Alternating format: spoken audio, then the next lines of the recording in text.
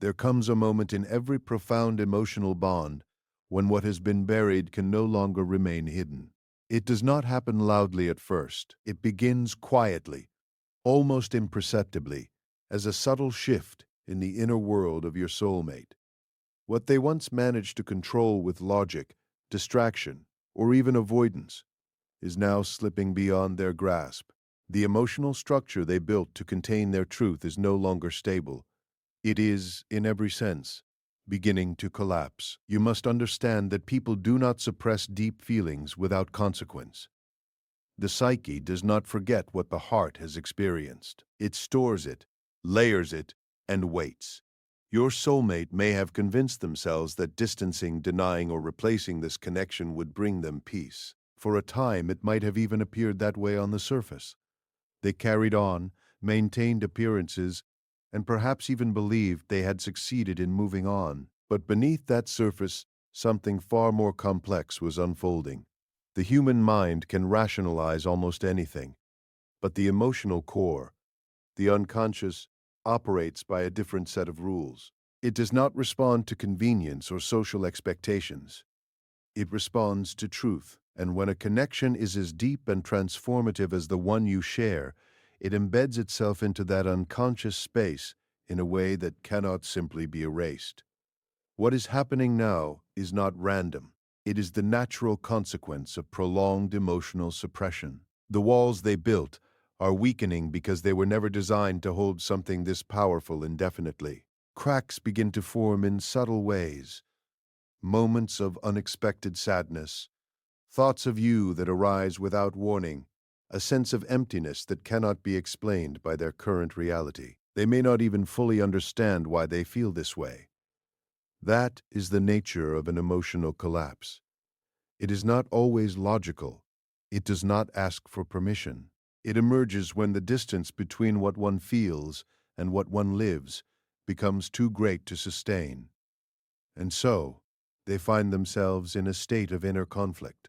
On one side, there is the life they have constructed, the choices they have made, the path they believed was right or necessary. On the other side, there is the undeniable truth of their feelings for you, now resurfacing with increasing intensity. This tension creates a kind of psychological pressure that cannot remain unresolved forever. You might imagine it like a structure under strain. For a long time it holds. It appears stable. But internally, the pressure builds. And then, at a certain point, it reaches a threshold. The system can no longer maintain itself in its current form. This is where your soulmate stands now. Their emotional defenses are no longer as effective as they once were. The strategies they used to avoid confronting their truth are beginning to fail. Distractions lose their power. External validation no longer fills the void. Even relationships or environments that once seemed sufficient begin to feel hollow. This is not weakness. It is, in fact, the beginning of psychological honesty. Because when everything artificial starts to fall away, what remains is what is real. And what is real, in this case, is you. The connection, the bond, the unresolved truth they tried so hard to silence. You may not see this process directly. From the outside, it can still look like distance, silence, or even indifference. But internally, it is anything but calm. It is a confrontation with the self, with choices made, and with emotions that have waited patiently to be acknowledged. And this is important for you to understand. An emotional collapse is not the end of something. It is the breakdown of illusion. It is the psyche's way of clearing what is false, so that what is true can finally emerge. Your soulmate is not simply missing you. They are beginning to face themselves. And that is a far more profound and transformative experience than mere longing. So as this process unfolds, resist the urge to interpret silence as absence of feeling. Often it is the opposite. It is the sound of something internal rearranging itself, something that cannot yet be expressed outwardly, because it is still being understood within. And here is the thought I want to leave you with. When a person can no longer hold together the version of themselves that denies the truth, they are only one step away from becoming the version that finally lives it. What follows an emotional collapse is not immediate clarity, but something far more unsettling: the gradual emergence of truth. Not the kind of truth that is comfortably acknowledged, but the kind that disrupts, that unsettles, that refuses to remain hidden any longer. Your soulmate is now entering this phase, whether they are consciously aware of it or not. For a long time, they attempted to bury what they felt. Perhaps they told themselves a story, one that justified distance, silence, or decisions that moved them away from you. The human mind is remarkably skilled at constructing narratives that protect us from discomfort. It can reframe reality, minimize emotion, and even convince us that what we once felt so deeply was not as significant as it truly was. But this strategy has limits, because the truth, especially emotional truth, does not disappear, it transforms. It moves beneath the surface into the unconscious, where it continues to live and exert influence, and eventually it begins to rise again, not as a gentle reminder, but as a force that demands recognition. This is where your soulmate finds themselves now. The truth they attempted to suppress is no longer staying quiet. It is surfacing in moments they cannot control, through thoughts that interrupt their routine, through emotions that feel disproportionate to their current circumstances, through an inner voice that questions the very decisions they once felt certain about. And here is where it becomes particularly significant. This truth is not presenting itself as an option.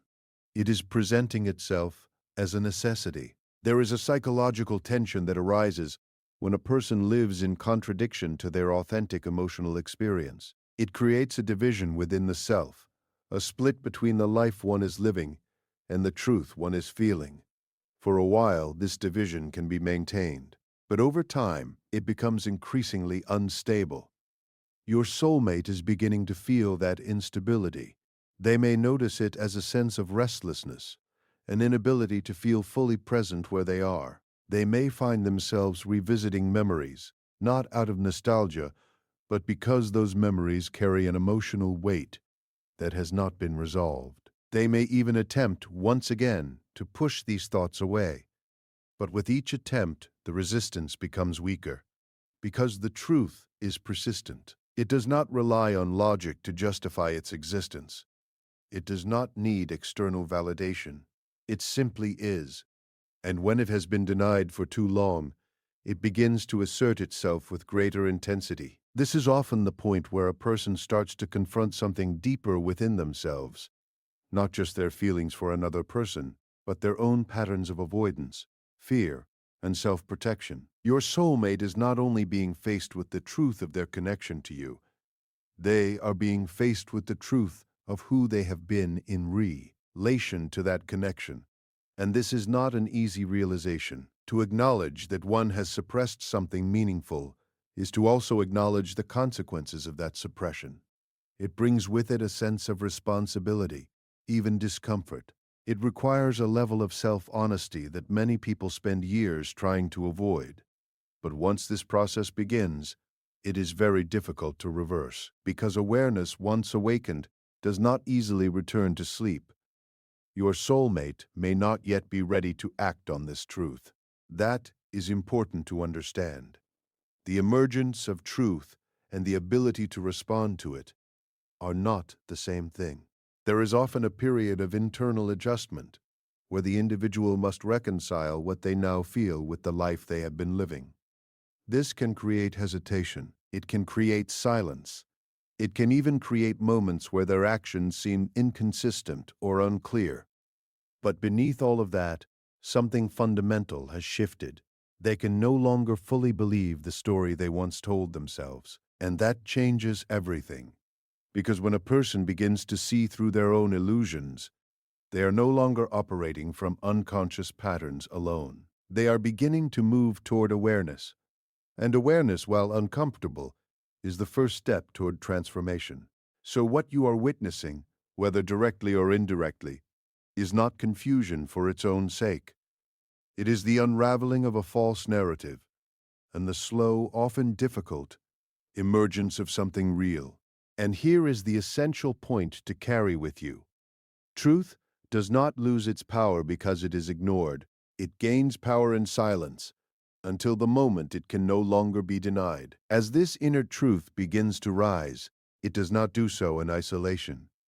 The psyche, when it moves toward awareness, often engages with symbols, patterns, and experiences that seem to extend beyond ordinary explanatio. N. This is the stage where your soulmate begins to encounter what many would call signs, though from a psychological perspective they are better understood as meaningful coincidences, moments where the inner and outer worlds begin to mirror one another. At first, these experiences may appear subtle. A memory of you surfaces at an unexpected time, triggered by something seemingly insignificant, a place, a song, a passing thought. They may dismiss it initially, attributing it to chance, but then it happens again and again. The frequency increases, and with it, the difficulty of ignoring it. What is important to understand here is that the human mind is not merely reactive, it is deeply symbolic. When something holds profound emotional significance, the psyche begins to organize experience around it. It draws connections, highlights patterns, and brings certain elements into focus with unusual intensity. This is not randomness. It is the psyche attempting to communicate with itself. Your soulmate is beginning to notice these patterns, even if they cannot fully articulate what they mean. They may find themselves dreaming more vividly, encountering scenarios where you appear not as a distant memory, but as a present and emotionally charged figure. Dreams, in this sense, are not arbitrary. They are the language of the unconscious, expressing what the conscious mind has yet to fully accept. And it is not only dreams. There may be repeated encounters with symbols that remind them of you, or situations that seem to echo the connection you shared. These experiences create a kind of psychological resonance, where the external world begins to reflect the internal state they have been trying to suppress. This is where the concept of synchronicity becomes relevant, not as something mystical in the superficial sense, but as a meaningful alignment between inner experience and outer events. When a person is moving toward a deeper level of self-awareness, these alignments often become more noticeable. They are not guiding in a literal sense, but they are revealing. They show the individual where their attention naturally returns, where their emotional energy is still invested. For your soulmate, this process can feel disorienting. It challenges their previous assumptions about control and certainty. They may begin to question why, despite their efforts to move forward, they keep being drawn back, internally and externally, to the same point of focus. And this questioning is significant because it marks the transition from passive experience to active reflection. They are no longer simply reacting to thoughts and feelings. They are beginning to examine them. They are asking, perhaps for the first time in a long while, what these patterns mean and why they persist. This is not a comfortable place to be. The mind seeks stability, and this kind of repeated disruption can create a sense of unease. But within that unease is something essential, the breakdown of certainty that makes space for new understanding. Your soulmate may attempt to rationalize these experiences, to explain them away as coincidence or habit, but the consistency of the patterns makes that increasingly difficult. There comes a point where dismissal no longer feels convincing, where the explanation no longer satisfies the depth of what is being experienced, and so they are left with something they cannot easily categorize, a series of moments that, taken together, point toward a truth they have been avoiding. This is where the process becomes transformative, because when the external world begins to reflect the internal conflict, it creates a kind of feedback loop. The more they notice, the more they are drawn inward.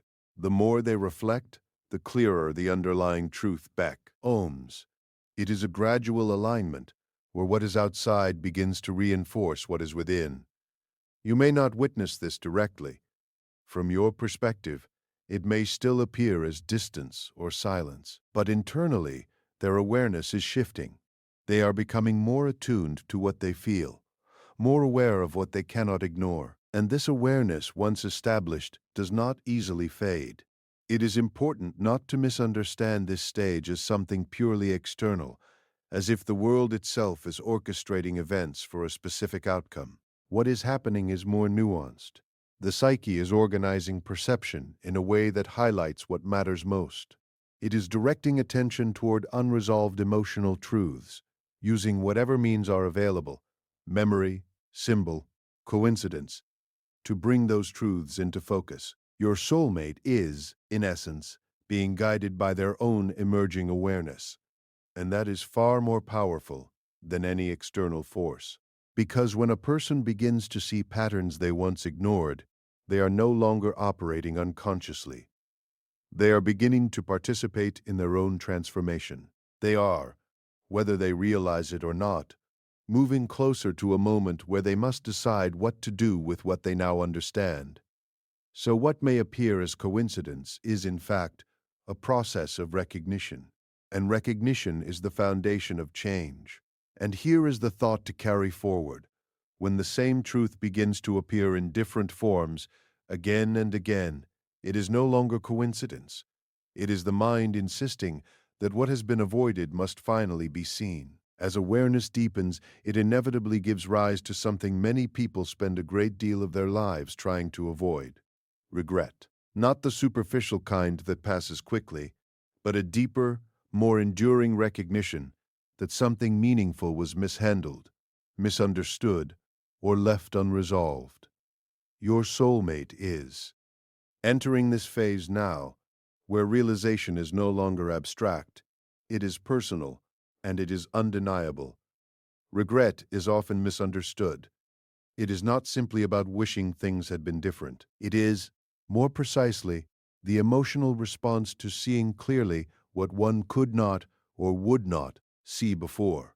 It emerges when the distance between past actions and present understanding becomes impossible to ignore. For your soulmate, this distance is narrowing.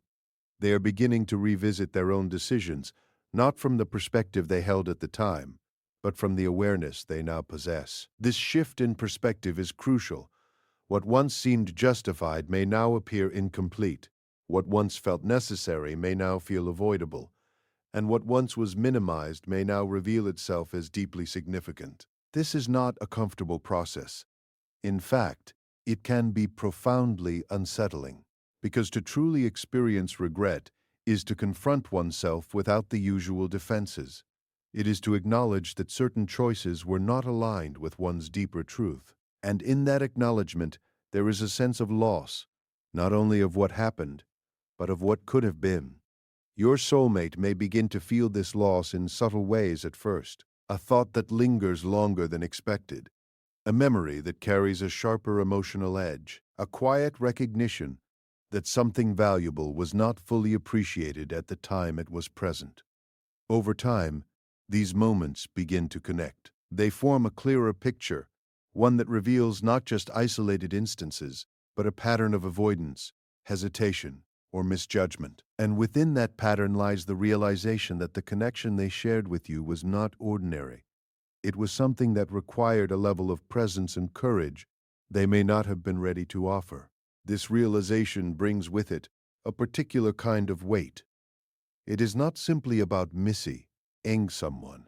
It is about understanding the role one played in creating that absence. It is about seeing, perhaps for the first time, the consequences of choices made in fear, confusion, or emotional immaturity. And this is where the process becomes transformative, because regret, when fully experienced, has the potential to lead to responsibility. Not the kind imposed by external expectations, but an internal recognition that one must account for their own actions and their impact. Your soulmate is beginning to move in this direction. They may not express it outwardly yet. In fact, they may struggle to articulate it even to themselves. But internally, there is a shift occurring, from avoidance to acknowledgement, from denial to recognition. They are beginning to see you not just as someone from their past, but as someone who represented something real, something meaningful, something that was not fully honored. This shift in perception is significant, because once a person begins to value something they once overlooked, it changes how they relate to it moving forward. It creates a tension between what was lost and what might still be possible. And within that tension, there is often a desire not just to feel differently, but to act differently. However, it is important to understand that this stage is not purely about action. It is about integration. Your soulmate must reconcile who they were with who they are becoming. They must come to terms with the parts of themselves that avoided truth and begin to develop the capacity to face it directly. This is not instantaneous. It requires time, reflection, and a willingness to remain present with discomfort. And yet, this discomfort serves a purpose. It strips away illusion. It forces clarity. It creates the conditions necessary for genuine change. From your perspective, this process may still be invisible. You may not see the internal dialogue, the moments of quiet realization, the emotional weight they are carrying. But that does not mean it is not happening. In many cases, the most significant transformations occur beneath the surface, long before they manifest outwardly. What matters is that the realization has begun. They can no longer return to the version of themselves that was unaware. They can no longer fully believe that what they lost was insignificant. And once that understanding takes root, it begins to influence everything: their thoughts, their emotions, and eventually, their choices. So what you are witnessing is not simply regret in the conventional sense. It is the awakening of value, the recognition of meaning, and the beginning of accountability. And here is the essential reflection to carry with you. True regret is not meant to punish. It is meant to awaken. And once a person truly awakens to what they have lost, they are faced with a single unavoidable question. Will they remain the person who let it go, or become the person who finally chooses it? What follows this growing awareness and deepening regret is not indefinite reflection. The psyche, when brought to a certain level of tension, cannot remain in a state of passive contemplation forever. There comes a point where the internal pressure demands release, where what has been felt, realized, and acknowledged begins to seek expression. This is the stage your soulmate is approaching now, the threshold between internal transformation and external action.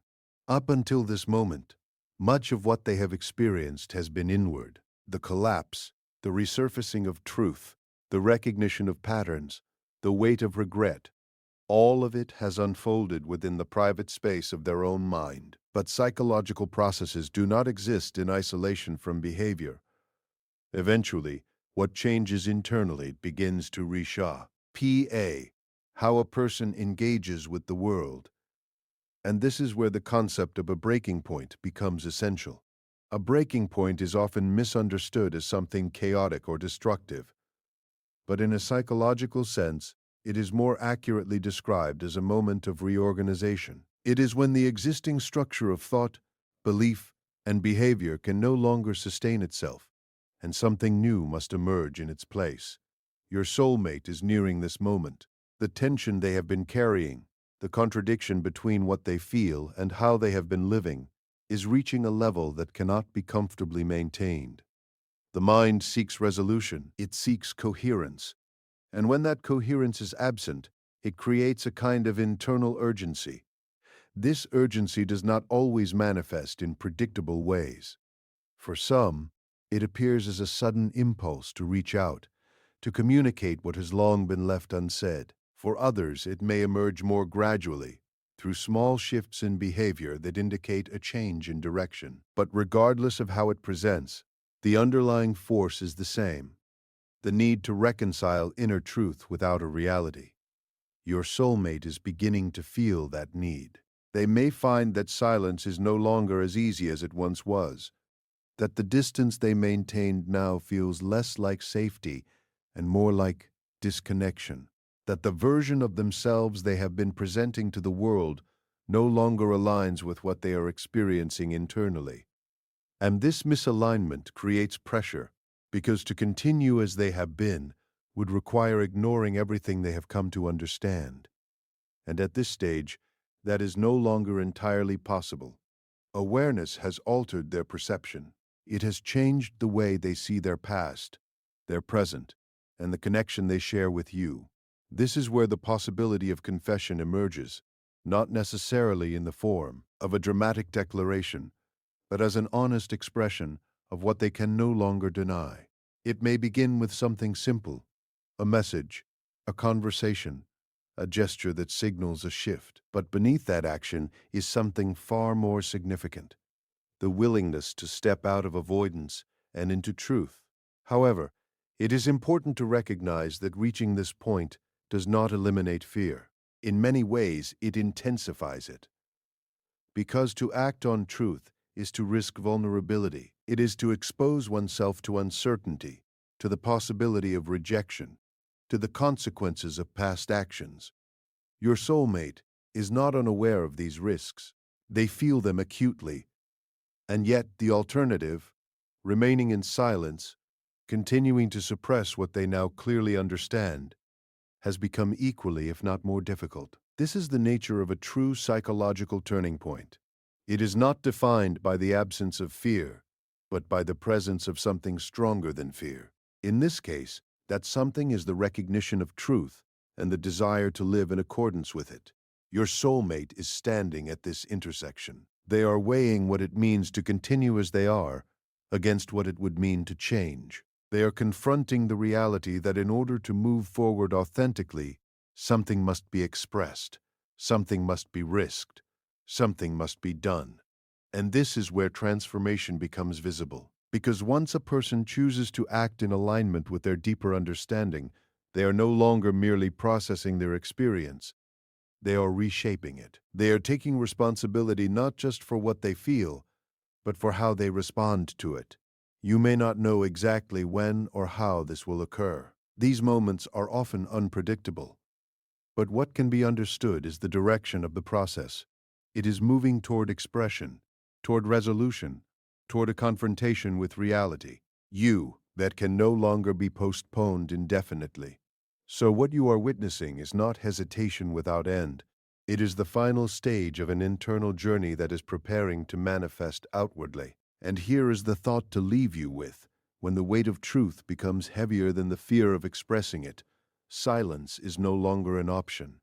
It becomes a choice, and one that can no longer be sustained. What if I told you the very thing society taught you to suppress, your raw, untamed sexual energy, is actually the hidden engine behind your purpose, your creativity, your deepest power? That the urges you're ashamed to speak of are not distractions, but messages, coded signals from your unconscious begging you to wake up. You chase success, discipline, and control, but why then do you still feel hollow at the peak of your performance? Strange, isn't it, how a single glance, a forbidden thought, or a midnight craving can shatter your mental fortress faster than years of hard work? This isn't about lust. It's about the part of you that's been locked away, the primal self that remembers who you are before the world told you who to be. Ever wonder why your dreams keep whispering what your ego keeps silencing? Or why every major downfall in history began not with war, but with desire? Sit with that discomfort. Let it burn, because what you're about to hear will either awaken you or haunt you. Sexual energy is not merely a physical impulse or a fleeting desire. It is the most primal force of life, embedded within every human as the foundation of both biological and spiritual existence. It is the origin of creation itself, not just in the act of reproduction, but in the birth of ideas, passions, innovations, and even revolutions of thought. When we look deeper, beyond the surface-level associations with sex, we find that sexual energy is a metaphor for life force, a current running beneath our consciousness that shapes who we are, how we relate, and what we bring into the world. It stirs within us from the earliest stages of development and never leaves. It simply evolves, changes shape, and either propels us forward or traps us in cycles of repression and confusion. This energy, when misunderstood or suppressed, mutates into anxiety, guilt, and shame. But when it is acknowledged, honored, and directed with intention, it becomes a sacred fuel that awakens higher states of awareness and unlocks potential we never knew we had. In ancient traditions and spiritual systems across cultures, sexual energy was often seen as a divine power, something to be revered, not hidden. Tantra, for instance, teaches that this energy is the same force that connects us to the universe, a bridge between the earthly and the transcendent. It wasn't always about pleasure or indulgence, but about presence, depth, and the merging of inner polarities. In psychological terms, sexual energy represents the push toward individuation, the process of becoming whole. It brings to light the disowned parts of ourselves, the unexpressed desires and emotional truths that, when integrated, lead us toward our most authentic identity. It is not random or chaotic. It is purposeful, intelligent, and deeply symbolic. Many of our most celebrated works of art, music, literature, and philosophy were born out of this force. The artist in the studio, consumed by obsession; the inventor, restless with an idea that won't let him sleep; the poet, drawn to write about longing that has no name. These are not just expressions of skill. They are outpourings of energy that originate from the same root as sexual desire. It is the urge to create, to unite, to give birth, not just to offspring, but to beauty, to meaning, to something that lives beyond the self. Every act of true creation is an act of surrender, and in that surrender lies the same vulnerability and intensity found in moments of intimate connection. To create is to be exposed, to strip away the protective layers and let the rawness emerge. This is why some of the most brilliant minds have also been the most tormented, because they could not separate their creative drive from the emotional weight that came with it. Sexual energy also plays a crucial role in our relationships, not only in the romantic or physical sense, but in how we attach, detach, trust, and connect. It influences our capacity for empathy, our fear of abandonment, our craving for validation, and our need to be seen and desired. Every heartbreak, every obsession, every power struggle in a relationship is, in essence, a dance of energies trying to find harmony. We are often drawn to others not for who they are on the surface, but for what they activate within us, dormant pieces of ourselves seeking expression or healing. These dynamics, when left unconscious, lead to repeated patterns and emotional turmoil. But when we bring awareness to the energy underneath our attraction or repulsion, we begin to reclaim power over our emotional landscape. In the realm of spirituality, sexual energy becomes a portal to transcendence. It has the potential to dissolve the ego, to blur the lines between self and other, to elevate consciousness beyond the physical.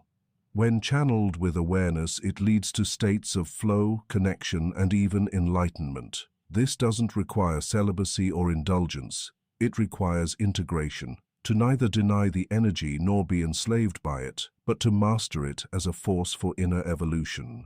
Most people live disconnected from their core desires, terrified of what they might uncover if they looked within. But it is only through this inner excavation that the real transformation begins. Shadow work, a cornerstone of deep psychological healing, often begins with examining the hidden aspects of our sexuality, the taboo fantasies, the suppressed cravings, the unresolved traumas that silently dictate our behavior. It is in facing these shadows without judgment that we retrieve the lost parts of ourselves. Fear is often the gatekeeper to this energy, fear of being too much, not enough, too vulnerable, too exposed. Yet, what we fear the most usually holds the key to our deepest healing. The modern world teaches us to compartmentalize, to put sex in one box, spirit in another, and creativity in yet another. But the psyche doesn't work that way. Everything is connected. When we separate these energies, we weaken our internal power grid. But when we bring them together, when we allow sexual energy to rise through the spine and light up the mind and heart, it becomes a fire that illuminates our path. This is why people who are in touch with their sexuality often exude a magnetic confidence, not because of physical appearance, but because they are aligned with a truth within themselves that cannot be faked. This alignment is rare. because it requires deep self-honesty and the courage to defy societal conditioning. But it is also liberating, because once you stop outsourcing your power, your validation, your permission to feel, you step into a reality where you are no longer just surviving. You are creating, connecting, and becoming. Repressed desires are not destroyed. They are buried alive, and in the darkness of the unconscious, they grow teeth. What we deny ourselves emotionally, sexually, or psychologically does not vanish. It mutates. Desires that are labeled as inappropriate, dangerous, shameful, or weak are often locked away in the shadow, that hidden part of the psyche where everything we disown collects. But the human mind is not a sealed vault. It leaks. And what we push down with force eventually pushes back with even more force. Repressed desires become internal saboteurs, acting beneath our awareness, driving behaviors, decisions, and even illnesses in ways we struggle to explain. You might think you're in control of your life, but if you haven't confronted your deepest wants, especially the ones you've been taught to fear, you are being steered by invisible hands you don't even realize exist. People often confuse suppression with strength. They believe ignoring a desire makes them disciplined or noble, but repression is not mastery. It's avoidance dressed up as virtue, and what we avoid begins to rule us from the dark. You may notice it in your relationships. Why do you always attract emotionally unavailable partners? Or why do you suddenly sabotage intimacy when it starts to feel too real? You may notice it in your work. Why do you procrastinate on things that matter? Or why do you feel uninspired in spite of external success? These are not random behaviors. They are signs of an inner world that is screaming for your attention, a battlefield between your conscious goals and unconscious resistance. Every time you say, "I don't know why I did that," or "I know better, but I keep doing the same thing," you are witnessing the power of a repressed desire fighting for expression. Much of the modern world is structured around the denial of human instinct. We are taught to be productive, polite, presentable, but not primal. From an early age, we learn which emotions are acceptable and which are not. Anger gets labeled as dangerous, sadness as weakness, lust as sin. So we learn to perform, smiling when we're anxious, staying silent when we're boiling inside, pretending we don't want what we secretly crave. But the psyche does not forget. It stores every unmet need and denied longing like a hidden file, and over time, the weight of those files starts corrupting the entire system. Repression creates internal tension, and that tension demands release. If it doesn't come out through conscious expression, it will come out through unconscious sabotage, addiction, chronic anxiety, destructive relationships, rage explosions, or inexplicable apathy that robs life of color. The tragedy is that many people never recognize the root of their suffering. They treat symptoms, chase distractions, blame others, or overcompensate with control. But the real war is within, and until you look inward, nothing on the outside will bring lasting peace. What you repress, you give power to. What you avoid, you become enslaved by. The desire you refuse to face becomes the obsession you cannot escape. That's why forbidden fantasies haunt your dreams, or why a seemingly innocent interaction can trigger emotional storms that feel disproportionate. Your unconscious is trying to speak, not to destroy you, but to free you. It holds the truth that your ego is too afraid to acknowledge, and truth, no matter how uncomfortable, is the only medicine that heals at the root. Some of the most damaging effects of repressed desire are subtle, hidden beneath patterns that seem normal. Perfectionism, for example, can be a mask for repressed fear of rejection. Workaholism can hide a desire for validation. Excessive people-pleasing often masks a deep longing to feel desired and significant. Even spiritual bypassing, using lofty ideas to avoid uncomfortable emotions, can be a sophisticated form of repression. We say things like, "Everything happens for a reason," or "I've transcended that," as a way to stay comfortable rather than confront the raw human mess beneath. But healing does not come from denial. It comes from integration, facing the shadow, acknowledging the desire, feeling the pain, and making space for truth. Only then can we begin to act from clarity instead of compulsion. Repressed desires also affect our capacity for intimacy. We project our shame onto others, judging them for the very things we deny in ourselves. We become afraid of being seen too deeply because we are afraid of what we might find if we look within. Vulnerability feels dangerous because it threatens to expose the truth we've tried to bury. And so we build walls. We avoid eye contact, change the subject, laugh things off. But behind those walls is a hunger, to be understood, to be accepted, to be fully alive. That hunger will not go away. It will keep knocking louder and louder until it is finally allowed to breathe. The paradox is that what we repress is often what we most need to reclaim. Desire at its core is not evil or dangerous. It is information. It reveals where your soul is calling you, where your life force wants to flow. When you deny it, you cut yourself off from vitality. But when you explore it with honesty and compassion, you uncover hidden strengths, passions, and truths that have been waiting for recognition. This is not about acting on every impulse. It is about becoming conscious of what drives you, so you can choose with awareness rather than be ruled by compulsion. You don't heal repression by indulging recklessly. You heal it by bringing it into the light, examining it, and integrating it with your higher self. That is the journey from sabotage to sovereignty, from living in reaction to living in creation. True individuation requires integrating sexual instincts because these instincts are not separate from the soul's evolution. They are central to it.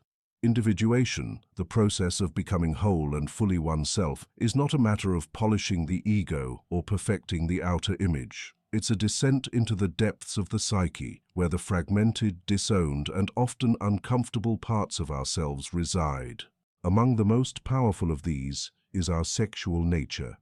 It is the force that touches every corner of the human experience, shaping identity, fueling creativity, and stirring the raw emotions that define what it means to be alive. Yet, in a world that still moralizes, shames, and fears sexuality, many are conditioned to disconnect from it entirely. This disconnection fractures the self, leaving behind a curated version of identity that is safe, acceptable, but profoundly incomplete. Sexual instincts are more than physical urges. They are archetypal energies rooted in the collective unconscious. They carry within them the desire not only for union with another, but also for inner union between the opposites within, the masculine and feminine, the conscious and unconscious, the light and the shadow. When we deny our sexual nature, we deny one of the most primal doorways into our own wholeness. The discomfort we feel around this subject isn't accidental. It's the result of centuries of repression, religious conditioning, and cultural narratives that told us sex is dirty, dangerous, or distracting. But what if the real danger is in never confronting it at all? What if the power we seek in spirituality, art, and even love has been hiding in the very energy we've been taught to fear? In the journey of individuation, sexual instincts serve as a mirror. They reveal what we long for, what we avoid, what triggers us, and what liberates us. The things that arouse us often have deeper meaning than we think. They are symbols of parts of ourselves that want expression. Sometimes what we desire externally is a reflection of what we are missing internally. This isn't just about physical attraction, it's about emotional and psychological needs disguised as longing. Until we bring awareness to these patterns, we project them onto others, chasing fulfillment through relationships that repeat the same wounds. But when we explore our sexual nature with curiosity rather than judgment, we begin to uncover profound insights into who we are, what we've buried, and what we truly need to feel whole. Sexual instincts are not random. They are tied to our life force. They are an extension of the same energy that drives us to create, to pursue meaning, to bond, and to evolve. This is why individuals who are disconnected from their sexual energy often feel disconnected from passion in other areas of life as well. They may feel numb, stuck, or chronically uninspired, not because they lack motivation, but because they have unconsciously shut down the source of their inner fire. On the other hand, those who recklessly indulge their sexual instincts without consciousness may find themselves lost in addiction, using sex to escape rather than to awaken. Integration is the key. It means neither denying nor overindulging, but understanding and embracing this energy as sacred, intelligent, and worthy of reverence. The shadow aspects of sexuality, shame, guilt, fear, taboo, are also part of individuation. They surface not to punish us, but to be examined and healed. Every sexual wound we carry, whether from trauma, repression, or societal messaging, carries with it a lesson. It tells us something about our relationship to vulnerability, power, pleasure, and connection. By facing these wounds, we reclaim pieces of ourselves that have been lost in silence. This inner reconciliation allows us to relate to others from a place of authenticity rather than performance or fear. True intimacy becomes possible only when we are no longer hiding from our own nature. The integration of sexual instincts also helps dissolve false dichotomies, like the belief that one must choose between being spiritual and being sexual, or that desire and discipline cannot coexist. These are illusions born of fragmented thinking. The deeper truth is that spiritual growth demands embodiment. It asks us to come fully into our physical, emotional, and sensual selves, not to escape them. Sexual energy, when brought into consciousness, becomes a powerful force for transformation. It awakens awareness in the body, sharpens intuition, and deepens the emotional intelligence needed to navigate the complexities of life. It invites us into presence, into surrender, and into the alchemy of union, both within and without. There is also a myth that to be whole means to be healed, pure, or morally clean. But wholeness is not about perfection, it's about integration. It means including the messy, the chaotic, the wild, and the uncontrollable aspects of ourselves and finding peace with them. Our sexual instincts are among the most misunderstood and exiled aspects of the human psyche. To bring them back into the fold is to become more fully human. It requires courage to confront what lies beneath the surface, to ask uncomfortable questions, and to resist the urge to simplify something so complex into labels of right or wrong. The path to individuation is not a straight line. It's a spiral inward, touching the same themes again and again at deeper levels of understanding. And sexuality, with all its intensity, beauty, and paradox, is one of those themes. To integrate sexual instincts is to accept that desire is not the enemy of growth. It is the compass pointing toward it.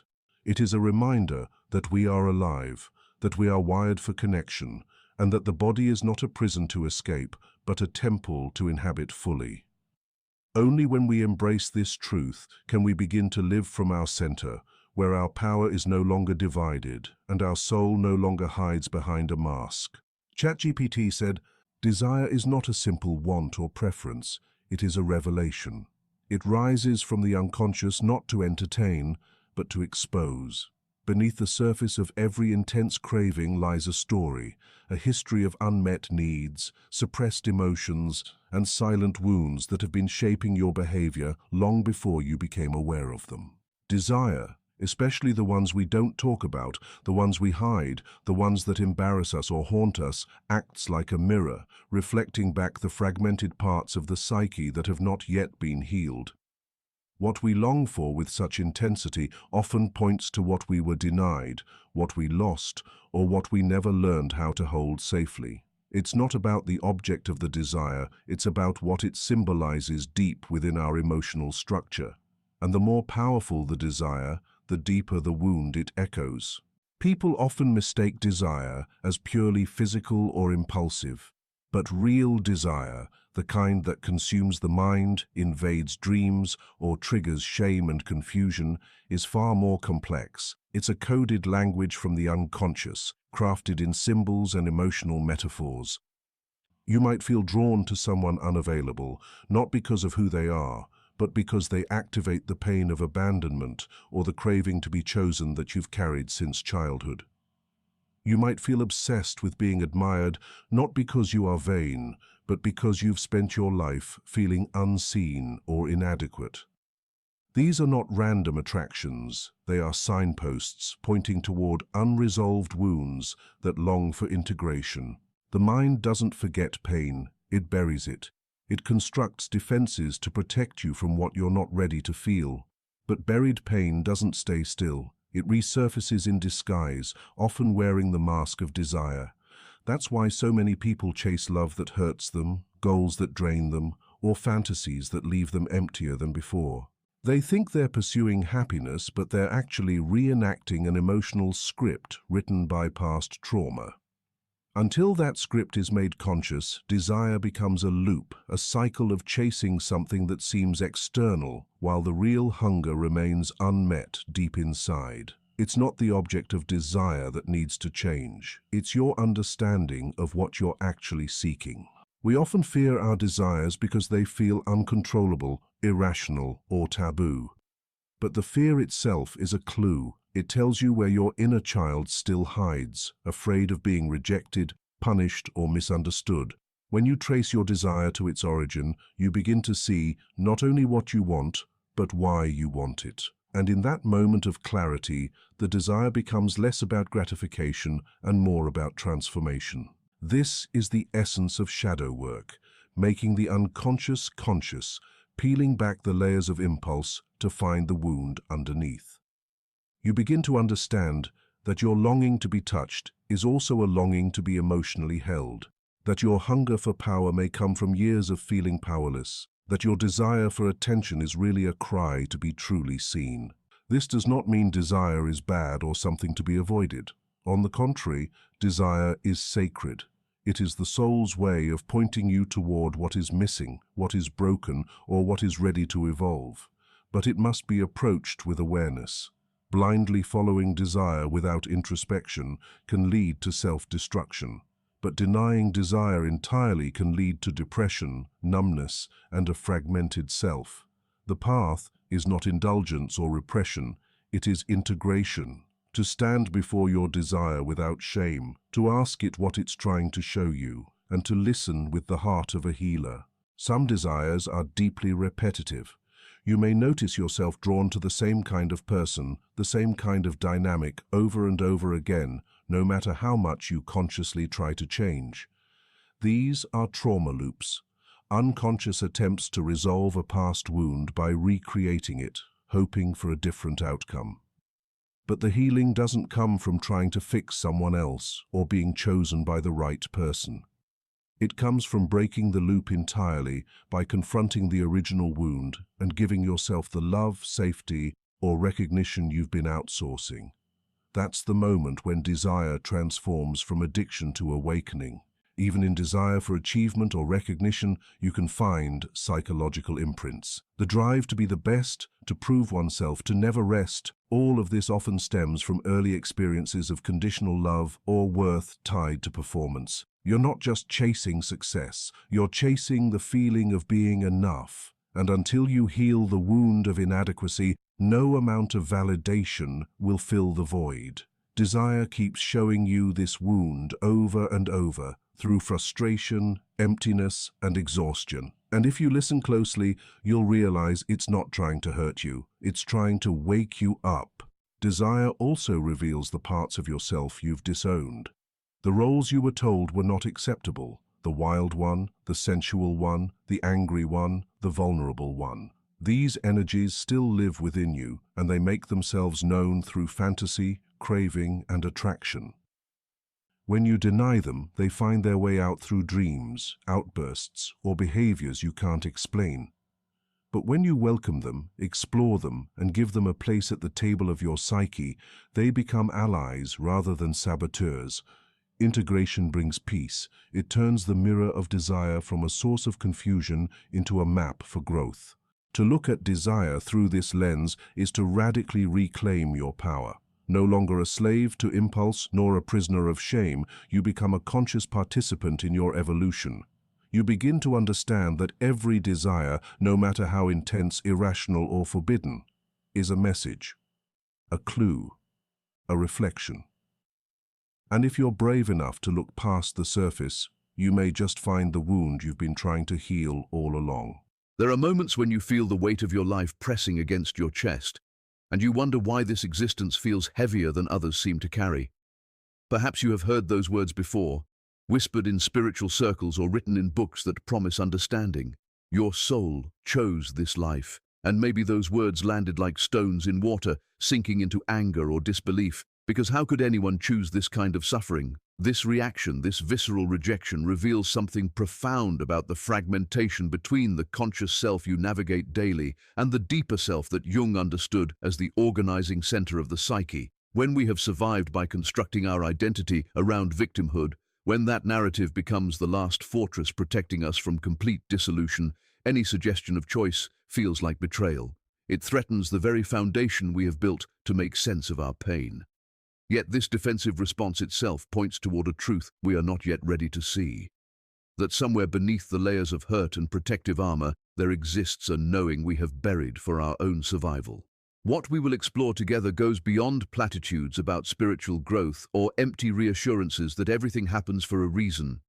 We will walk through the psychological landscape where suffering becomes language, where wounds carved into our earliest consciousness shape the architecture of our entire existence. And we will discover why certain souls seem to magnetize difficulties that others somehow avoid, not because they are cursed, but because there exists a purpose in the psyche that transcends our everyday understanding of choice and will.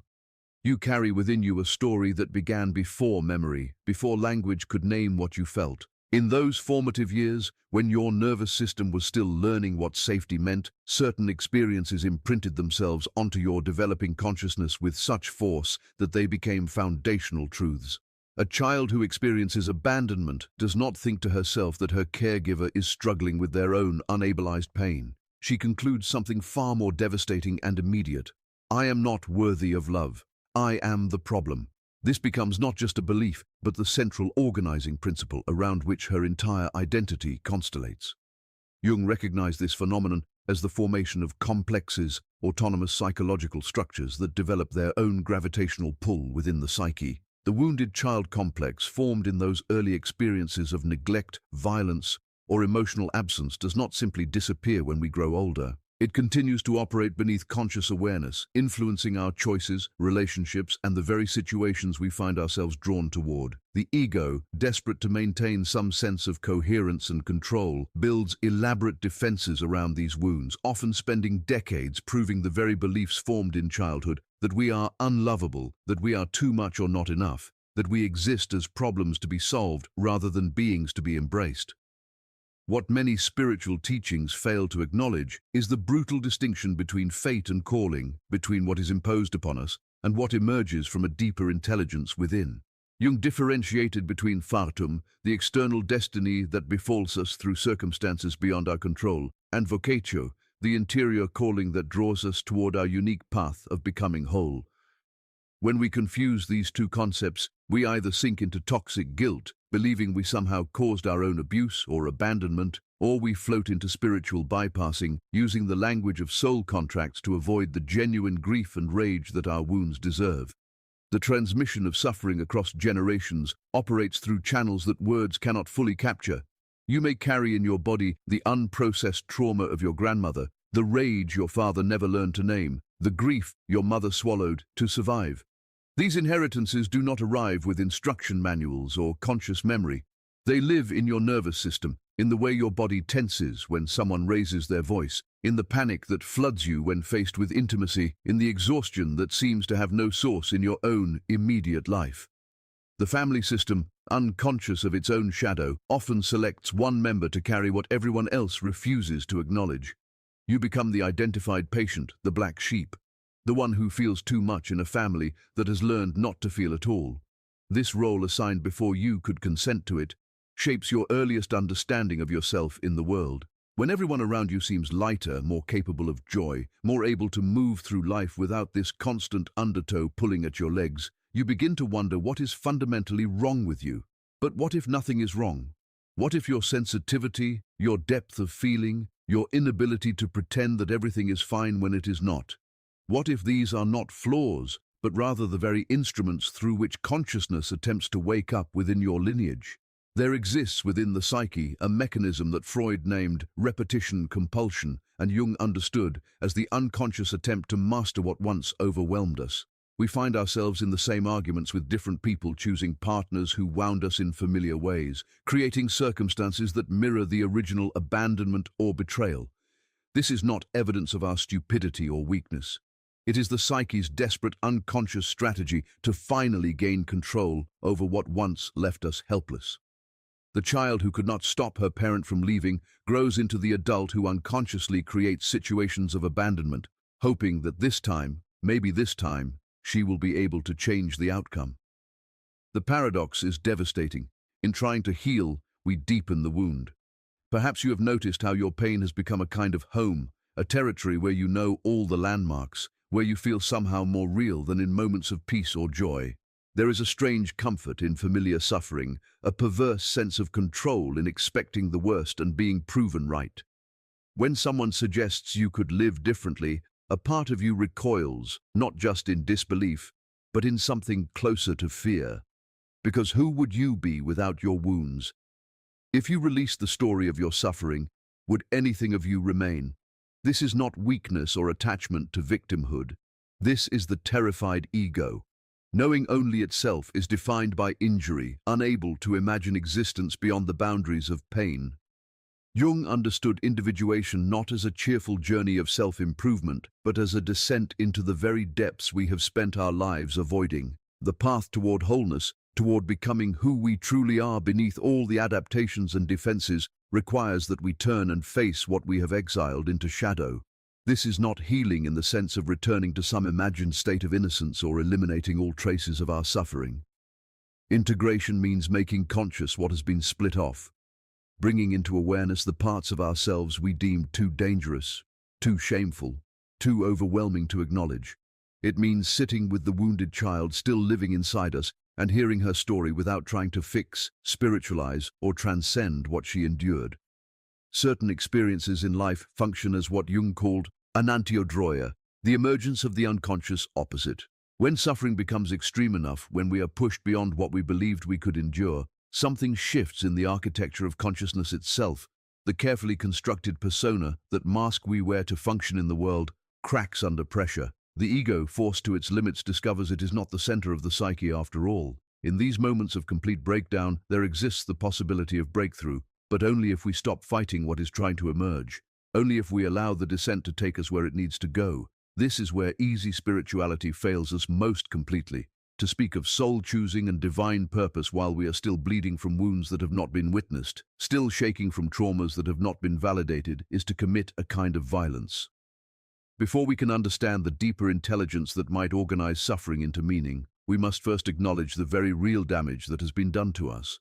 We must allow ourselves to feel the full weight of what we have endured without immediately rushing to find the lesson or silver lining. Some things that happened to us should not have happened, period. This truth must be spoken before any other truth can be heard. Yet there is another layer beneath even this necessary validation.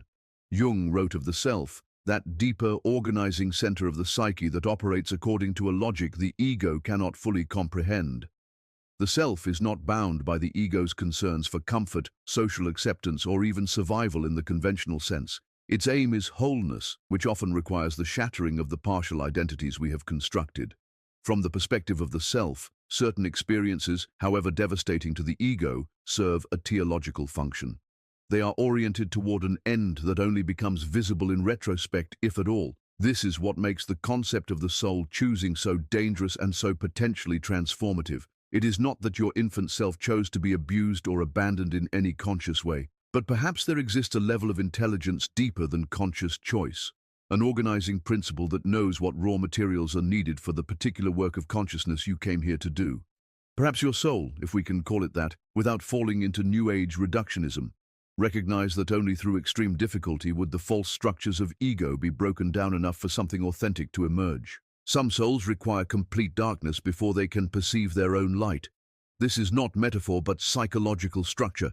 For those who have lived easy lives, protected from harsh realities, the persona can remain intact, the shadow never integrated, the false self mistaken for the true self across an entire lifetime. But you who have been broken open again and again, you do not have that luxury of unconsciousness. Your suffering has forced you to ask questions that comfortable people never have to face. You have been initiated, whether you wanted it or not, into dimensions of human experience that most prefer to deny. But here is where we must be ruthlessly honest about the difference between suffering that transforms and trauma that simply destroys. Not all pain serves growth. Not every difficult experience contains hidden wisdom. Some things break us in ways that do not lead to breakthrough, but to fragmentation, dissociation, the slow extinction of vitality. The spiritual teacher who tells you that you chose your abuse, your rape, your childhood of terror without acknowledging the profound violation of your boundaries, your innocence, your fundamental right to safety, is not teaching wisdom. They are perpetuating harm under the guise of enlightenment. What distinguishes transformative suffering from meaningless cruelty is our relationship to it. When we can hold our pain within a larger context of meaning, when we can perceive our wounds as initiatory rather than merely punitive, something shifts in our capacity to metabolize what has happened to us. This does not mean pretending our abuse was a gift or that our neglect was somehow deserved. It means we stop identifying ourselves solely as victims of random cruelty and begin to sense, however tentatively, that there might be purpose threaded through our biography, even the darkest chapters. You may have spent years, perhaps decades, seeking outside yourself for what could only ever be found within. The perfect relationship that would finally make you feel whole. The career achievement that would prove your worth. The spiritual practice or substance or experience that would fill the void you have carried since before you could name it. But the self that Jung spoke of cannot be found in external accomplishments or relationships, no matter how perfect they appear. It can only be discovered through the terrifying work of turning inward, of meeting yourself in all your fragmented, wounded, shadow-filled complexity and saying yes to what you find there. When we refuse the call of our own depths, when we numb ourselves against the very feelings that are trying to lead us home to ourselves, we do not find peace. We find what Jung called the unlived life, that peculiar state of existing without truly inhabiting our own existence. You know this state intimately. If you have ever felt like you are going through the motions of living while some essential part of you remains locked away, watching from a distance, never quite present, never quite engaged. This is the price of refusing to feel what needs to be felt, of avoiding the confrontation with our own psyche that transformation requires. The unlived life manifests as chronic restlessness, as the sense that something is always missing no matter what you acquire or achieve. It shows up in addictions both to substances and to people as we desperately seek outside ourselves the wholeness that can only come through integration. It appears as psychosomatic illness, the body speaking what the conscious mind refuses to acknowledge. And if ignored long enough, it becomes a kind of death in life, a progressive loss of vitality, curiosity, and genuine feeling. The soul that is not listened to does not simply go silent. It begins to withdraw its energy from our daily existence, leaving us hollow, automatic, defended against the very aliveness we claim to want. Perhaps you recognize yourself in this description. Perhaps you have spent so long armored against your own vulnerability that you have forgotten what it feels like to be genuinely touched by life. The tragedy is not that you have been wounded.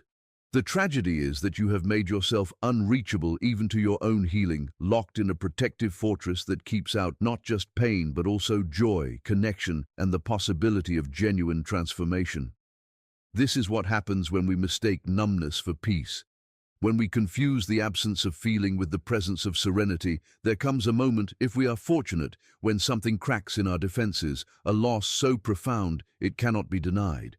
A relationship that mirrors back to us exactly what we have been avoiding in ourselves. A breakdown that strips away all the strategies we have used to avoid feeling the original pain. In these moments, we are given a choice that is not really a choice at all. We can continue running, continue numbing, continue performing a life we do not actually inhabit, or we can turn and finally face what we have been fleeing. We can meet the wounded child still living within us, still waiting to be seen. And we can hear her story without trying to fix, spiritualize, or transcend it. We can simply witness what happened to her, to us, and allow ourselves to grieve what was lost.